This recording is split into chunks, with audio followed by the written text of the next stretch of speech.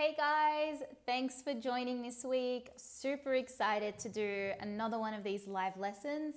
Today we're going to be talking about the economy. So now that in the news we're constantly seeing stories about the economy, we're hitting a recession, people are losing their jobs. There's a lot of talk about the economy and what's going to happen post-COVID, right? So after COVID, we've started to hear a lot about the economy and what's going on. So I thought it would be a really good lesson for us to talk about the economy and just go over some vocabulary that you might hear or some vocabulary that you might want to use, but you're not too sure about it.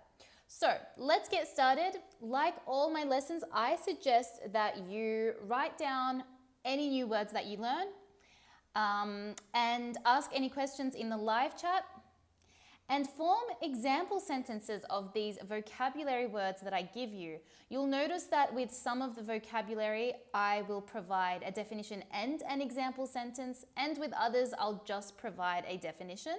So feel free to write your own example, and you can even send it to me in the live chat and I can check it for you, or you can post it in the comments after the live lesson has finished and I will go in and check that as well.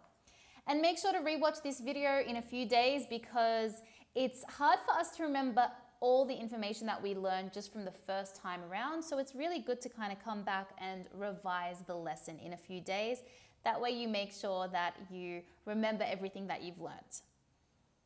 All right, let's get started. So first one that we're going to look at is GDP. We hear this a lot. If you read news articles in English, then you're going to see this word, GDP, Gross Domestic Product. That's what it stands for. And this is just the total value of all the goods and all the services that are created by an economy. All right, so every country has its own GDP, and I'm sure you use this word in your own native language as well. Next one, consumer goods. So the consumer is the people like you and I. So I'm a consumer, you're a consumer, and consumer goods are the product that we buy for personal use, the things that we buy for our houses, for our families. The next word we've got is fiscal. This word is related to money. So anytime you see fiscal, the word fiscal, it's related to money. We're constantly using it to talk about money. We use it to say fiscal taxes, the fiscal year. So you can use it in a few different ways, and it's used a lot in finance and when talking about the economy. All right, next one we've got is quarter. So a quarter of a year is every 3 months. So you'll often hear people say first quarter of the year, second quarter of the year, because we divide up the year into quarters. So we can say every quarter, the first quarter, etc. Next one we've got is budget. And budget is an amount of money available for spending that is based on a plan for how it will be spent. All right, so every country, every department is given a certain budget, so a certain amount of money that they are allowed to spend according to what they have planned and predicted they will need. So, for example, the government continues to spend more than the allocated budget. So let's say a country, just to make numbers simple, let's say a country has $1 million to spend, okay? So this is their budget. Their budget is $1 million, okay? Now, some other vocab that we've got here is some verbs like to skyrocket. To skyrocket, it can also be used as an adjective, so pay attention to this one. To skyrocket, if we think of a rocket goes up very quickly into the sky, right? So hence the name skyrocket. This means when we're talking about price or when we're talking about rate or amount of something that increases quickly, it skyrockets. All right, we're going to use this verb in an example sentence later. So the next one we've got is inflation. Inflation means the increase in value of goods and services, but your salary stays the same. So everything is going up in price. The food that we're buying, the services that we're paying for, every single thing is going up in price, but our salary is staying the same. This is really dangerous and it impacts people's livelihoods, and we call this inflation. So we're currently experiencing this. I think most countries around the world are experiencing inflation at the moment, right?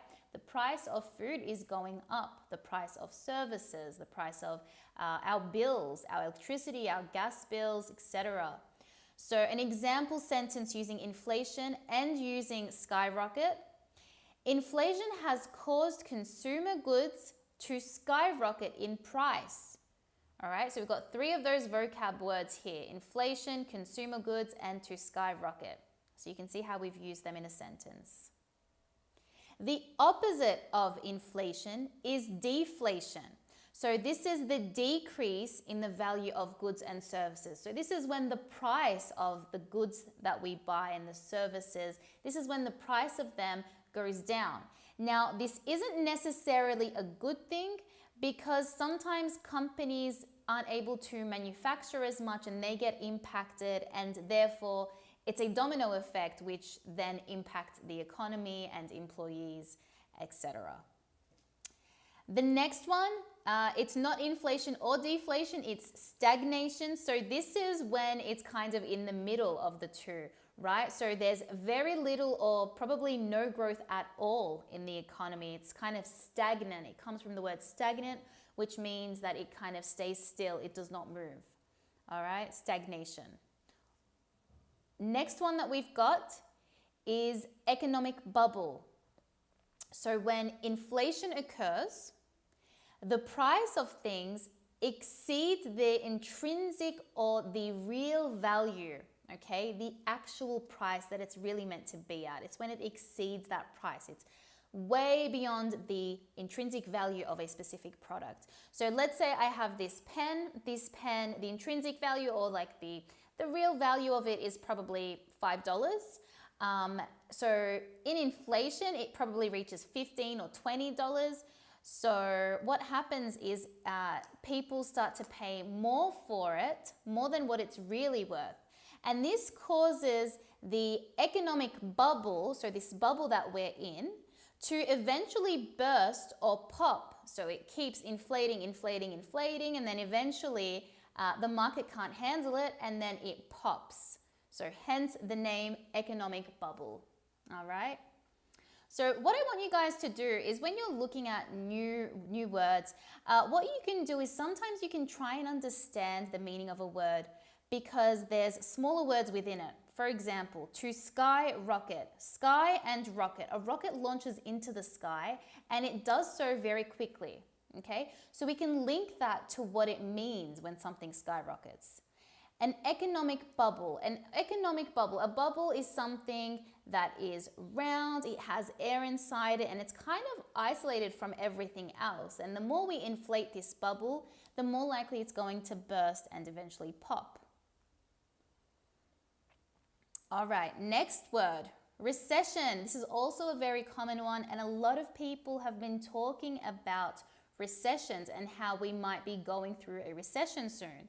So a period of time in which there is a decrease in economic activity and many people do not have jobs. This is when it's considered that we are going through a recession.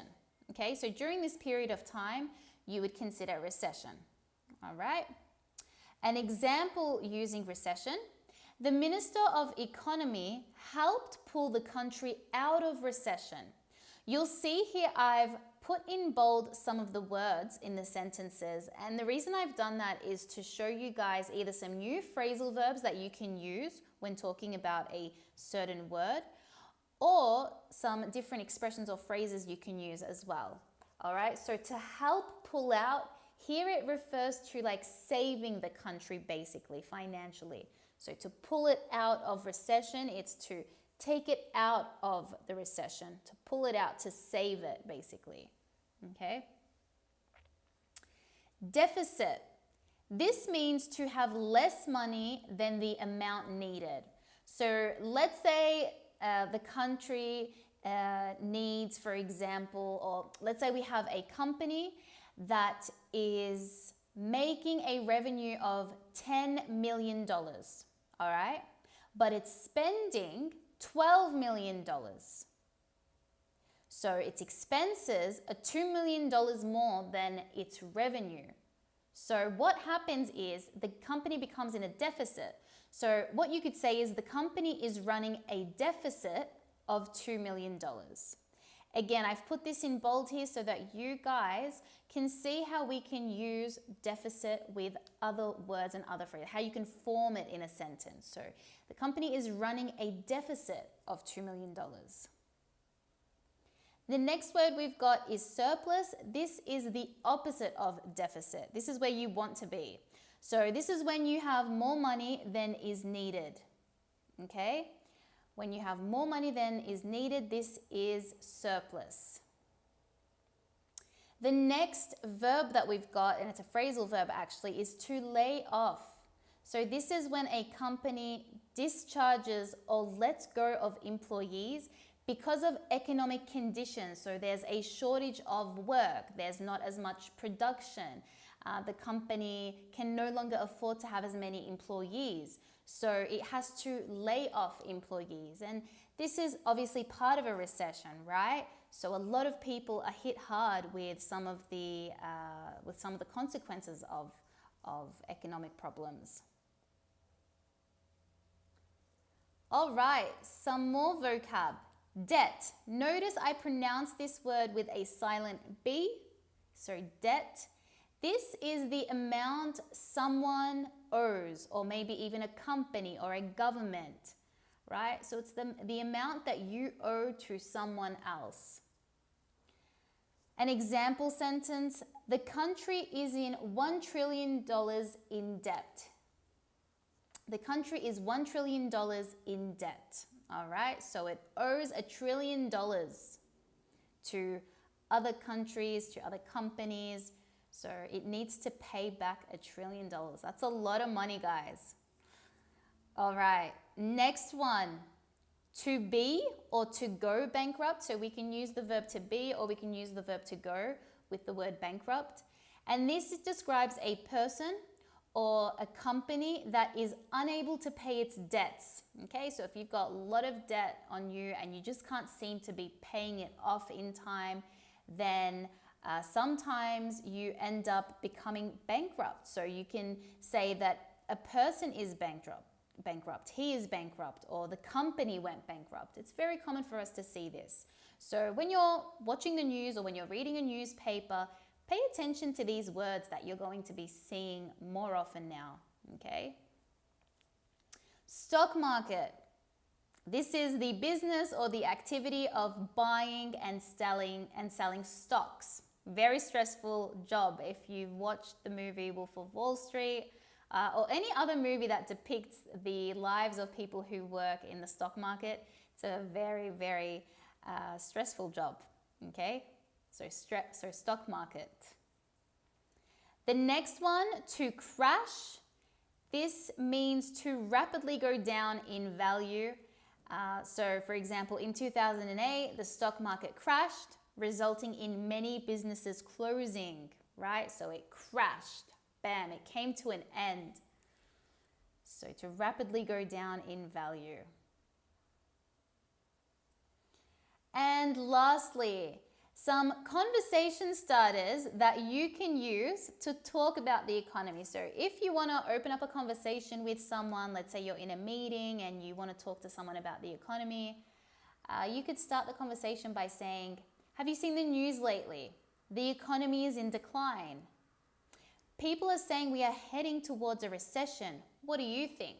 So again, I've used these words in bold, in decline, heading towards a recession. It's very common for us to use these expressions together. You could also say, how's your business going with all the economic problems we are currently facing? Have you seen the price of products lately? There is inflation everywhere. Okay?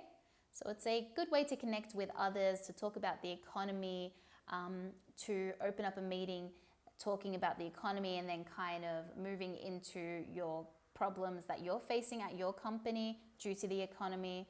So this is some really good vocab that you guys can use. And I want you guys to really pay attention to these words, try and remember them, and try to watch the news in English, listen to a podcast about finance, or just reading the newspaper, the finance section, to familiarize yourself with some of these words. And you'll start to notice that you'll become more confident using them as well. So this is a really good tip, and I hope you guys enjoyed this lesson. If you want to improve your English even further and talk more about business English related topics, please feel free to send me a message or click the link in the description box below, and you can schedule a call with me where I can help you figure out how you can improve your business English and how you can progress in your career and potentially work for an international company. All right, I hope you guys enjoyed the lesson. Please leave me a comment letting me know how you found this lesson, and I hope to see you guys in next week's lesson. Thanks a lot.